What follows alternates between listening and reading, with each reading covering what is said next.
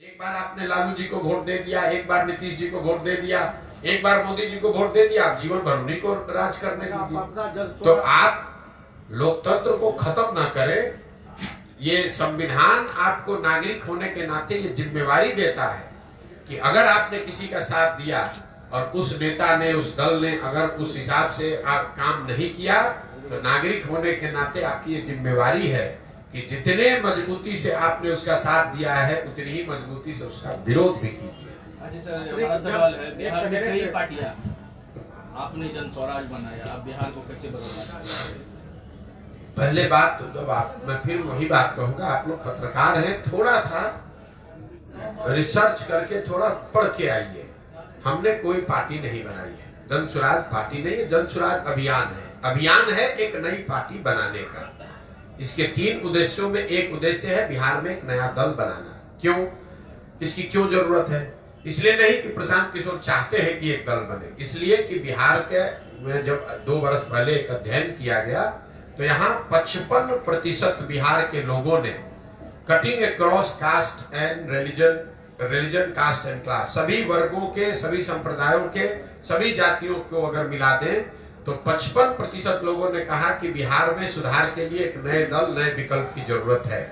इसका मतलब ये नहीं है कि वो सब लोग कह रहे हैं कि जन स्वराज की जरूरत है, लेकिन एक नए दल, एक नए विकल्प की जरूरत है, ऐसा 55% बिहार के लोगों ने कहा है। तो जन स्वराज अभियान उसी से जुड़ा हुआ है कि अगर आधे से ज्यादा बिहार की जनता अपने बेहतर भविष्य के लिए नया दल बनाना चाहती है तो जन स्वराज वो अभियान है जिससे कि हम लोग गांव-गांव जाकर लोगों को बता रहे हैं कि अगर आप नया दल, नया विकल्प बनाना चाहते हैं तो आप आइए, आप व्यवस्था की, संसाधन की, जाति की चिंता मत कीजिए, आप साथ में आइए। अगर आप ईमानदार व्यक्ति हैं, आप में जज्बा है, आप बिहार को सुधारना चाहते हैं तो आप साथ में आइए, नया दल बनाइए।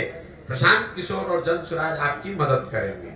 आप में से कई साथियों को ऐसा लगता है कि अरे भाई तो पहले दूसरे दलों को के लिए काम करते थे, अब आके बिहार में घूम रहे हैं। दोनों में कोई फर्क नहीं है।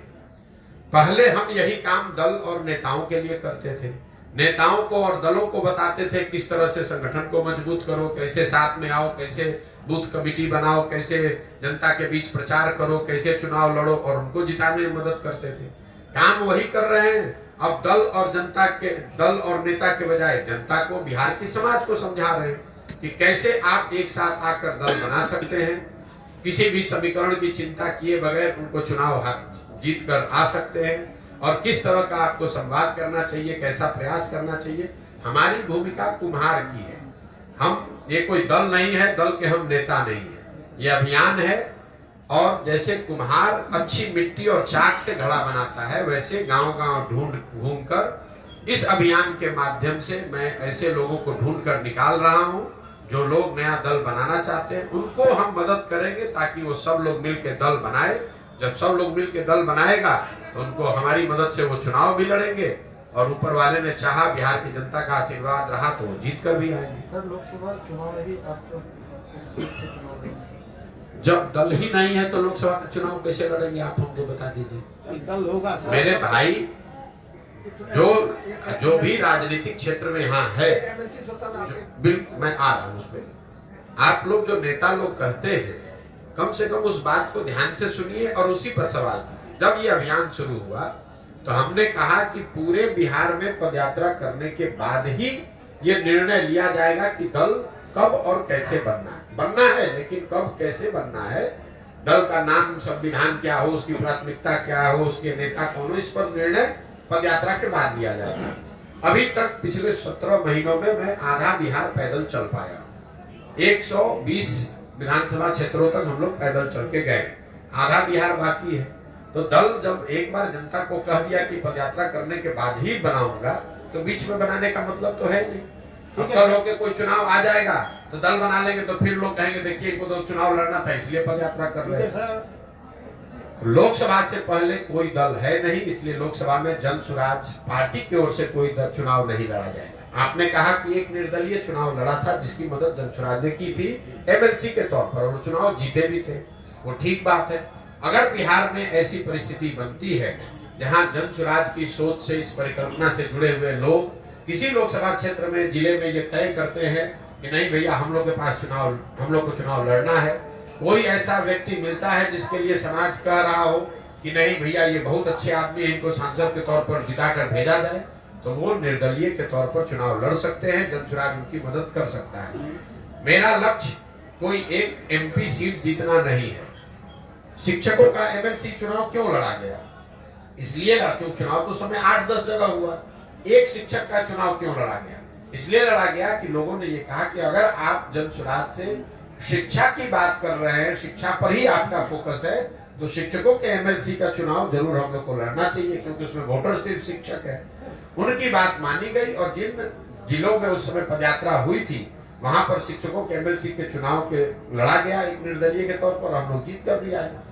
तो आगे अगर लोकसभा चुनाव से पहले जनसुराज की सोच से, परिकल्पना से जुड़े हुए साथियों ने अगर ये तय किया कि हमें लोकसभा चुनाव किसी क्षेत्र में लड़ना है, उस तरह का कोई बेहतर व्यक्तित्व मिले जिसको कि चुनाव लड़ाने से समाज का भला हो सकता है, तो जनसुराज अपने संसाधन व्यवस्था से, अपने खर्चे से, अपनी ताकत से उसको चुनाव लड़ाएगा। लेकिन वो चुनाव वो व्यक्ति को उस व्यक्ति को निर्दलीय लड़ना पड़ेगा, क्योंकि अभी जनसुराज दल है नहीं। जब दल बन जाएगा तो उसके बाद जो भी चुनाव होगा, चाहे मुखिया का चुनाव हो कि लोकसभा हो कि विधानसभा हो, सारा चुनाव लड़ा जाएगा। कोई टारगेट तो सर आपका होगा ना, आपका दल का गठन कब होगा आगामी विधानसभा? कोई ऐसा टारगेट नहीं है। इसलिए नहीं है कि इस पूरी पदयात्रा में कोई दिन और किलोमीटर निश्चित नहीं। जब मैंने घोषणा की थी तो मेरा अनुमान था कि 1.5 वर्ष में हम पूरा बिहार पैदल चल देंगे। करीब 1.5 वर्ष होने को आ गया, हम आधा बिहार ही कर पाए हैं। लेकिन मेरे लिए जरूरी नहीं है कि जल्दी से पदयात्रा पूरी करें और दल बना दें। पदयात्रा के जो उद्देश्य है, बिहार को जमीन पर जाकर समझना, उन लोगों को ढूंढ कर निकालना जिसको समाज सही आदमी समझता है, उसमें जितना मैं सोच कर चला था उससे ज्यादा समय लग रहा है। लेकिन मैं करने के लिए वो कृत संकल्पित हूँ, चाहे उसमें 2 वर्ष लगे कि 6 वर्ष लगे, करेंगे वैसे ही करेंगे इसको पूरी ईमानदारी और शुद्धता से। आप देख रहे हैं कि पिछले 1.5-2 वर्ष से जब से मैंने पदयात्रा शुरू की है तो मैं कोई घर नहीं जाता हूँ, छुट्टी नहीं लेता हूँ। अगर सहरसा में भी आया हूँ तो कैंप में ही रहूंगा, कैंप में ही लोगों से मिलूंगा और शुद्धता से, ईमानदारी से इसको करने का प्रयास कर रहे हैं। आगे निर्णय जो भी हो, आगे जनता का जो निर्णय हो, जितनी सफलता मिले न मिले, लेकिन इसको करना है ईमानदारी और शुद्धता से। प्रशांत सर, व्यक्ति का व्यक्तित्व प्रभावित होता है पद और लायबिलिटी आने के बाद। आप कैसे तय करेंगे कि आप जो अभियान चला रहे हैं उसमें आप सफल रहेंगे और अलग रहेंगे? बिल्कुल सही बात है। ये आपका जो अनुभव है कि कई लोग पद पे आने के बाद उनका व्यक्तित्व, उनका चरित्र बदलता है। इसीलिए इसके 3 शब्दों में एक महत्वपूर्ण शब्द है सामूहिक प्रयास। सही व्यक्ति हो, वो भी उसका भी व्यक्तित्व और चरित्र पद पर आने के बाद बदल सकता है। तो सही व्यक्ति हो, सही सोच हो, लेकिन उसके साथ साथ एक कोई सही व्यक्ति इसको नहीं सुधार सकता है। सामूहिकता की जो ताकत है, अगर हजारों लोग साथ में, सही लोग आकर प्रयास कर रहे हैं तो हजारों लोग ओवरनाइट उनका चरित्र बदल जाएगा, ऐसा संभव नहीं है। तो जो 3 शब्द इस पूरी परिकल्पना के आधार है कि सही व्यक्ति का चुनाव किया जाए, मजबूत व्यक्ति का नहीं, सही व्यक्ति का। राजनीति में कई बार मजबूत को सही मानकर उसको आगे बढ़ाया जाता है। हम लोग की सोच ये है कि नहीं, सही व्यक्ति भले कमजोर हो, उसके पीछे साधन व्यवस्था लगाकर उसको मजबूत बनाया जा सकता है, लेकिन मजबूत व्यक्ति को सही मानकर अगर जिता दिया जाए तो ये जरूरी नहीं है कि वो सही हो। तो पहली बात है कि आदमी सही ढूंढ कर निकाला जाए। दूसरा, सोच उसकी सही हो। सोच ये हो कि बिहार को अगले 10 वर्ष में कैसे विकसित बनाना है, बिहार के लोगों को, बिहार के बच्चों का कैसे उनकी बेहतरी करनी है, बजाय इसके किसी जाति, किसी परिवार की बात हो। और तीसरा, किसी एक व्यक्ति पर पूरी व्यवस्था न आधारित हो। इसलिए सामूहिकता से, कोई प्रशांत किशोर इसको नहीं ठीक कर सकते हैं। अगर ऐसा होता तो हम कहते हैं कि हम दल बना रहे हैं, हम सही व्यक्ति हैं, हमारी सोच सही है, हम इसको ठीक कर देंगे। मैं कह रहा हूं कि किसी एक प्रशांत किशोर के, 10 प्रशांत किशोर के आने से बिहार नहीं सुधरेगा। जब तक समाज से हजारों लोग एक साथ आकर, सही सोच वाले लोग एक साथ आकर सामूहिक तौर पर साथ मिलने, साथ चलने का, साथ काम करने का निर्णय नहीं लेंगे, तब तक सुधार संभव नहीं है।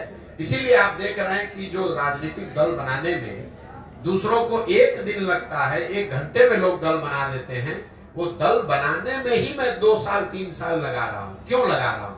इसलिए लगा रहा हूँ कि जो लोग ये दल बनाए, जब ये दल बने, जो लोग इस दल को बनाए, वो दल किसी जाति विशेष का ना हो, किसी व्यक्ति विशेष का ना हो, किसी परिवार का दल ना हो, बल्कि वो बिहार के उन सारे लोगों का दल हो जो लोग बिहार में व्यवस्था बदलना चाहते हैं, एक नया विकल्प, नया प्रयास के भागीदार बनना चाहते हैं।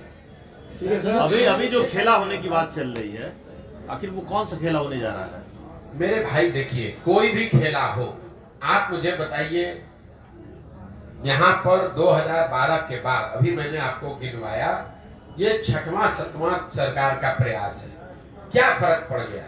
चाहे केंद्र में यूपीए की सरकार हो या केंद्र में अभी मोदी जी की सरकार है, बिहार में चाहे नीतीश कुमार महागठबंधन के साथ रहे, अकेले रहे या भाजपा के साथ रहे, बिहार में बच्चों के पढ़ाई की व्यवस्था तो हुई नहीं, बिहार में चीनी मिल तो चालू हुए नहीं, बिहार में लोगों को रोजगार मिला नहीं, पलायन थमा नहीं। तो किसी की भी सरकार बन जाए, किसी भी फॉर्मेशन में आ जाए, किसी तरह का खेला हो जाए, यहाँ परिवर्तन आने वाला नहीं है। खेला तो तब होगा जब जनता खड़ा होकर, जितने खेला करने वाले लोग हैं सबको झाड़ू मार कर बाहर जब करेगी, तब असली खेला होगा। मेरा क्वेश्चन है, जनसुराज पार्टी या जनसुराज कोई दल बनाती है, हम उसको सत्ता में लाते हैं, तो क्या वो बिहार को विकास के मार्ग पे ले जाएगा? आप जो बिहार को विकास के मार्ग पर बिहार के लोग ले जा सकते हैं, कोई पार्टी कोई दल नहीं ले जा सकता है। तो अगर बिहार के, आपके सवाल का जवाब दे रहा हूँ, बिहार के सही सोच रखने वाले लोग अगर एक साथ आकर राजनीतिक लोकतांत्रिक प्रयास करते हैं, उनके पास बिहार को सुधारने का एक सही जमीन से सोच समझकर बनाया गया प्लान हो, सही लोग हो, तो बिल्कुल बिहार को सुधारा जा सकता है।